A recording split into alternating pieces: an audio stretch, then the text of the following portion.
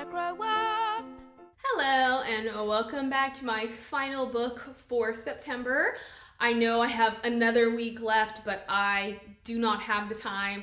Most of my 9/11 books are not available on audiobook, and it makes it really hard. And even though I plan ahead, sometimes I still fall behind because if it's not on audiobook, I'm not reading it. I'm going to end on Towers Falling by Jewell Parker Rhodes. It is technically a middle grade novel. It is my second time reading it, but I felt like I learned so much from this novel. My first time reading it, I was unimpressed.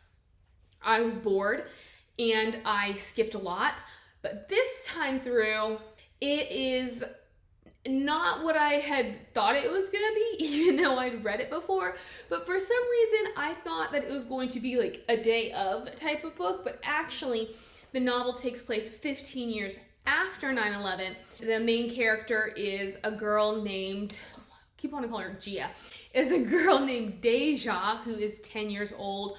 Her family is homeless because her dad has medical issues. Her mom does not have a high-paying job, so they have recently been kicked out of their home, and they're living at a homeless shelter, and it's called the Avalon. But ironically enough, this homeless shelter is in the middle of a very wealthy neighborhood. Who'da thunk? I mean, if you have insight into how that works, please let me know. Dejá is extremely closed off. She does not want anybody to know her circumstances. This is what was kind of surprising to me because it is in Brooklyn. At 10 years old, she has no idea what 9/11 is. Maybe somebody can give me insight into this, but I would have thought that a person who grew up in New York, especially New York City, would have had some sort of exposure to it.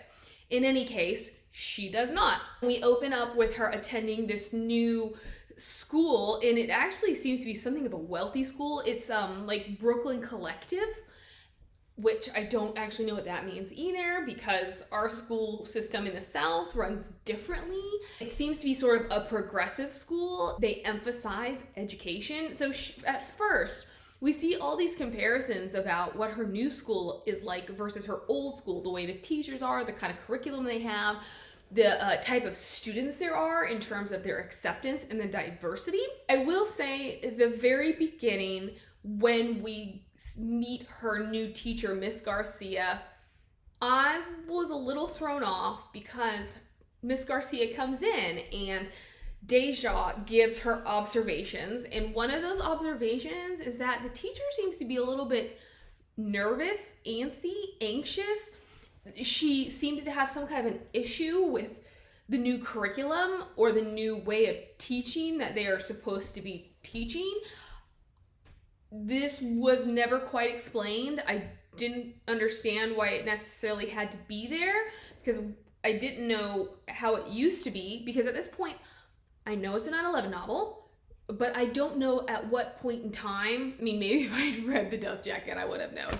But from someone just going in cold, I don't know at what point in time the novel is taking place. So I don't know when they look out the window if the planes are going to hit and everything is going to change.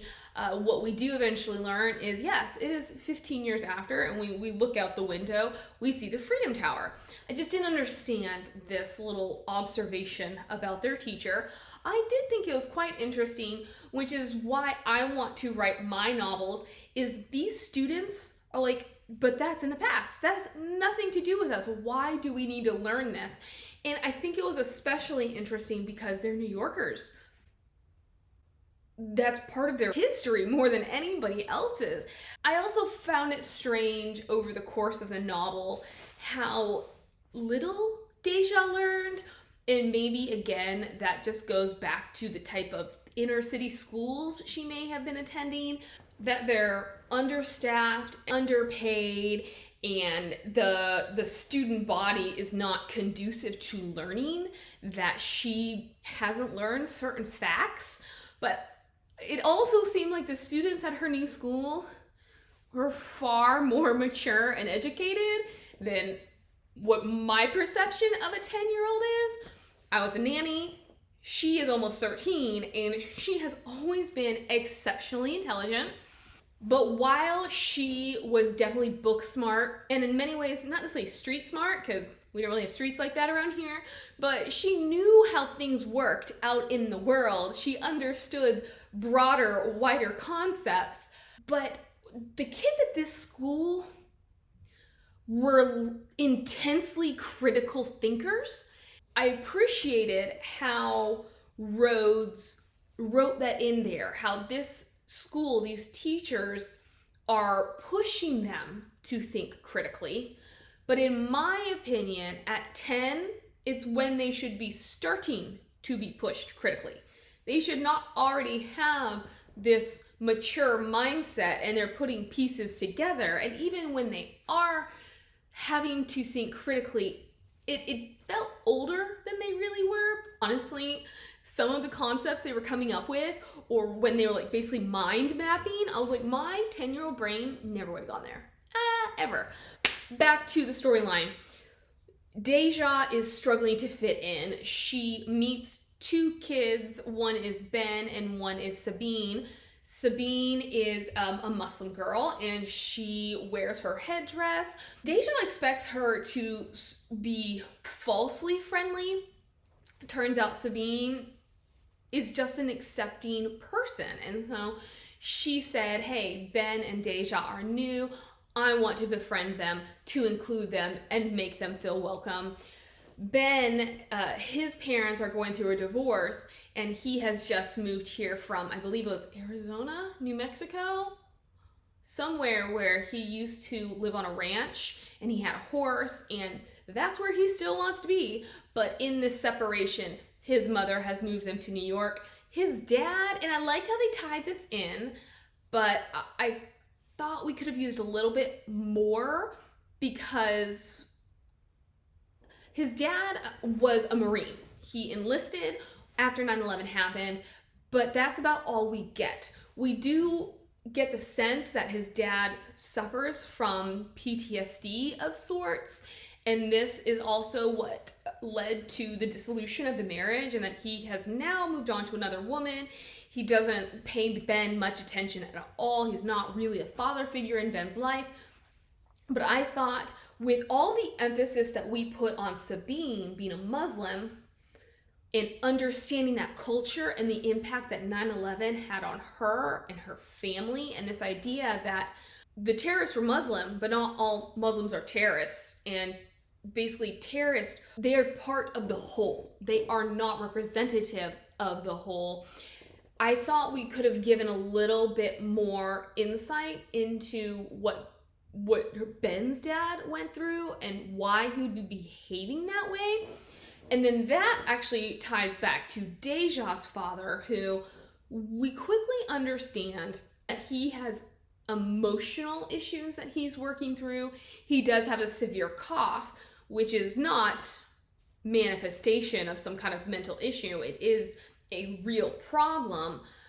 But I thought it took a little long to actually open up on what was wrong with him. All we knew was that he couldn't work.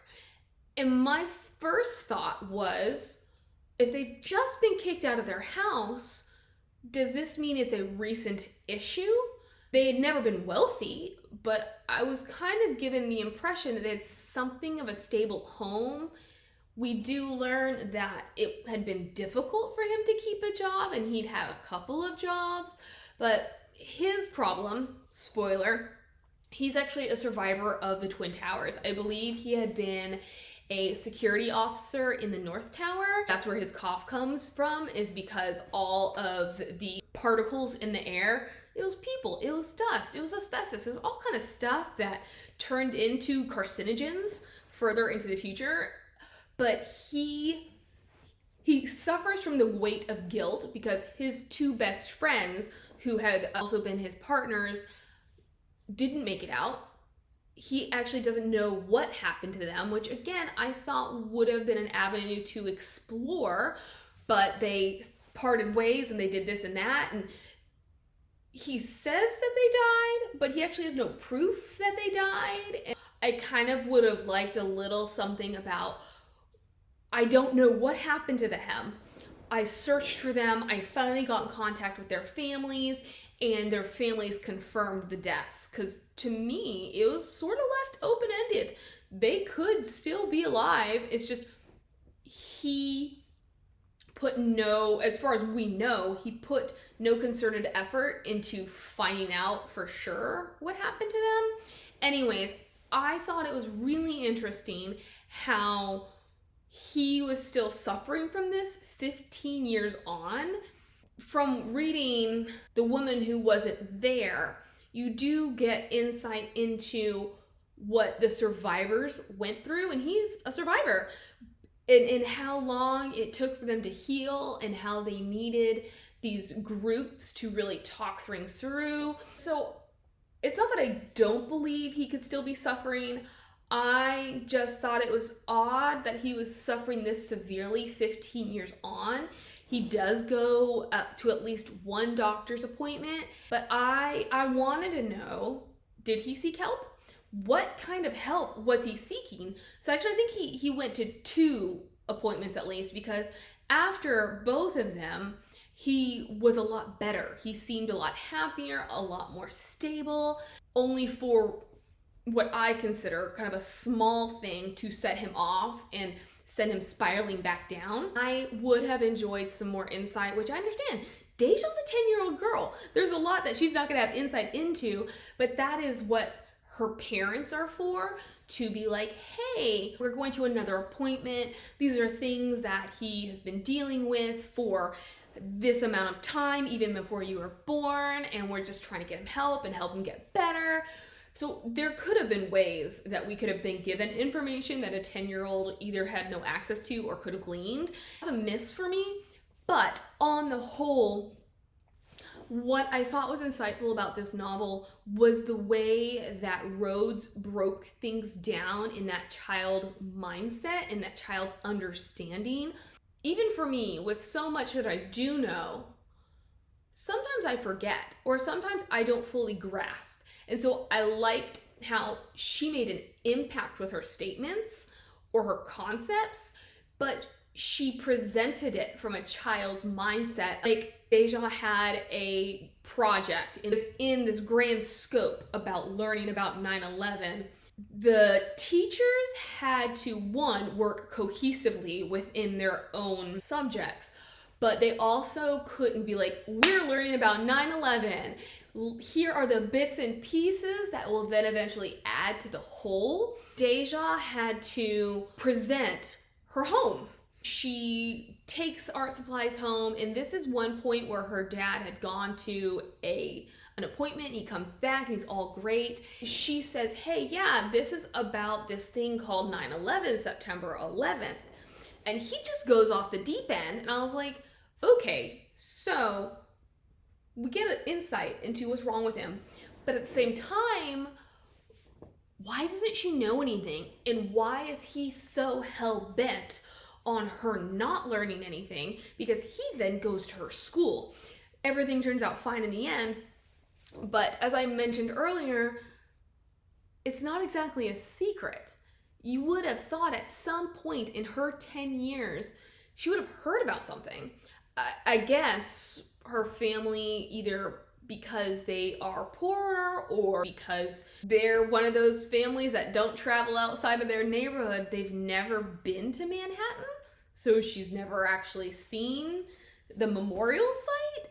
I don't know, but I thought it was really odd about his reaction, not because it connected to his state of mind, but because she was so clueless. She brings this stuff home. She makes this really crappy representation of her crappy, because they live in a room at this housing development, or not even a housing development, in this one room at this homeless shelter. So I guess how it works is like there's a main cafeteria, there's a place where they can leave their children for daycare, and then everybody lives in rooms.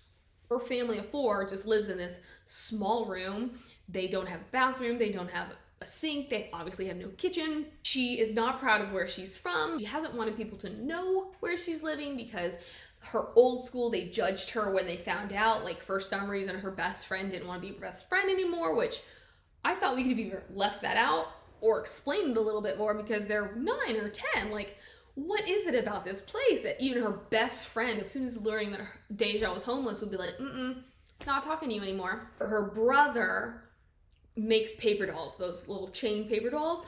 She brings this project to school. Then she sees like Sabine has this really nice house, and obviously she's wealthy. And then she sees all Ben's drawings about the ranch that he lived on. She presents her project, and she's very judgmental, and she assumes, like, we get a lot of facial descriptions, and whether she's right or wrong, this is her reactions come from how she reads other people's facial expressions, which I thought was really insightful for a 10-year-old.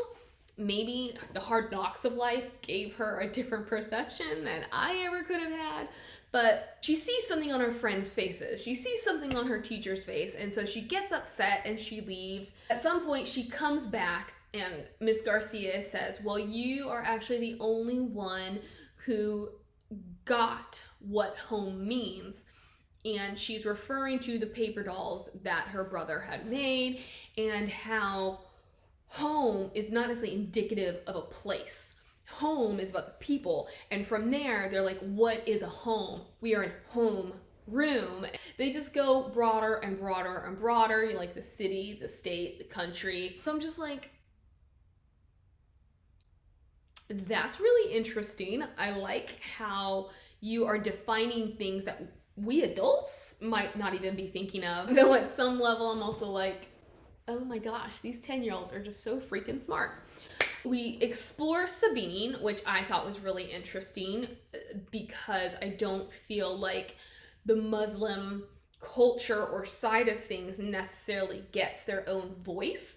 And so we see that she lives with multiple generations of her family and the way that they respect their own religion and how inclusive they are of Dejá. And over time, her friends have realized she's poor. She doesn't have food for lunch. She doesn't have a jacket for winter, all kinds of things. And I enjoyed how we saw kids be accepting of other kids, which is why I was like, why in the world did Dejá's best friend reject her?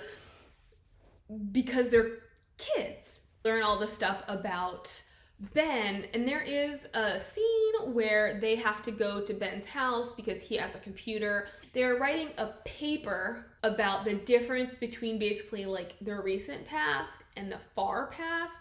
This leads them to watching a video of 9/11 and of the towers being hit. And again, I'm like, holy cow, Ben is really insightful. He's super mature for his age and has all these thoughts and understandings about what 9/11 is. And Dejá is absolutely clueless, which I liked for the purpose of the story. I liked that we needed someone who needed explanations, but at the same time, it felt a little over the top sometimes.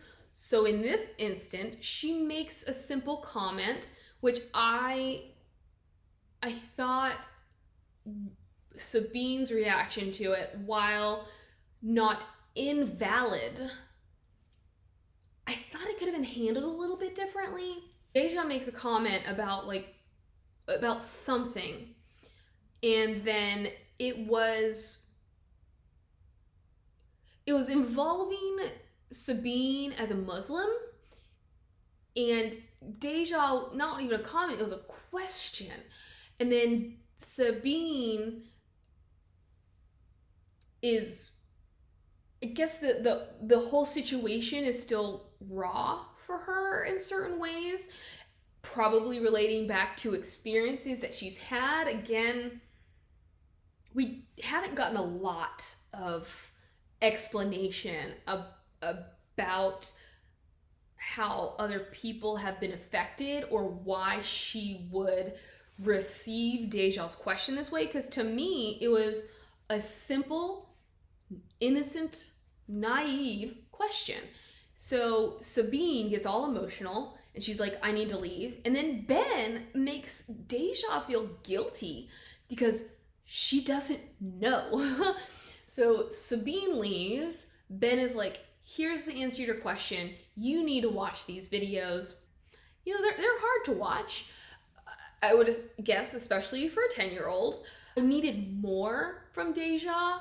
When she saw these videos, I wanted more emotion. Like, not that she wasn't emotional, but it felt a little flat in how she saw it, and she was terrified by it or horrified by it. And then she goes home, and then she's like, hey, and then her dad is like, and we get through the book and we learn that her dad has this suitcase. It's always locked. Nobody's allowed to touch it. She eventually is able to get into it when nobody's around, and it has a picture of him with his two buddies. It has his old uniforms, and then pieces of his gear that he still had wrapped up in baggies, and then there was a bag of ashes. For me, that was super poignant. Like, I can't imagine possessing those things, and you're both haunted by them, but then you can never actually address them. I thought her dad was super dynamic, and obviously going too deep into him was inappropriate for a middle grade novel. I thought he was a really great addition, even if I thought he could have been explored a little bit more for our understanding. By the end of the novel, Dejá says, I'm gonna go to the memorial site. I'm gonna go to ground zero. So she and Ben skip school. They get there. Oh, this part was actually quite nice. They're at the reflecting pools. So if you've never been there, there's a reflecting pool at each of the tower sites, and engraved around in the marble around each reflecting pool are the names of the people who died in there. On certain days, there will be flowers in the names of the people whose birthday it would have been that day. And so they get there, and she is kind of amazed, awed, overwhelmed by these pools because they're learning about foundations. And the foundations of these buildings were like 7 stories down. That's how deep they needed to be in order to sustain towers that are 114 stories high. There's this guy next to them, and he is just weeping. Dejá's like, I don't know what's going on with this dude.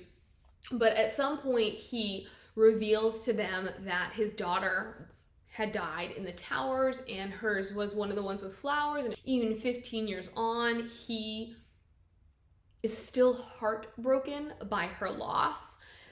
And then this whole really great experience is interrupted by a cop who notices these 2 delinquent children, and they eventually like run off before they get to actually experience the site. I was a little confused because from what I have gathered of New York City schools, which please correct me, their hours aren't always like regular hours. So students come and go, and it wouldn't necessarily be that unusual to see school-aged children out and about. Oh, well, maybe because they were 10-year-old school-age children. That's why this police officer. But I thought Rhodes sometimes interrupted really great opportunities and cut over. This one ended with their, I don't know, I guess somehow it's the blame is placed on Sabine. Sabine's a rule follower, so even though she wouldn't come with them, perhaps somebody was like, why are these 2 students out? Sabine, what do you know? And so she would have spilled the beans. And anyways, the parents are notified. They get to the school, and it is Dejá's dad and Ben's mom.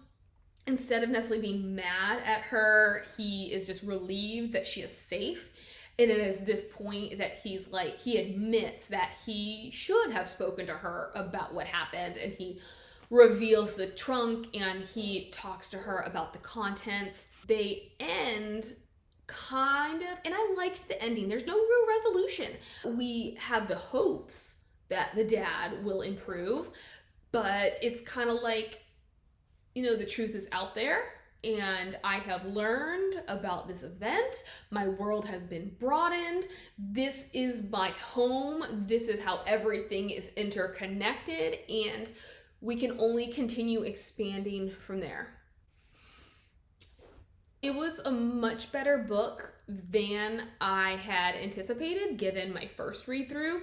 I don't know what was going on with me during my first read through. I didn't connect with it, but I did connect with it this time. I would love to know your thoughts, and if you answer them, down below, like, subscribe, do all those things that remind me I'm not alone, and I will see you in 2 weeks. Bye.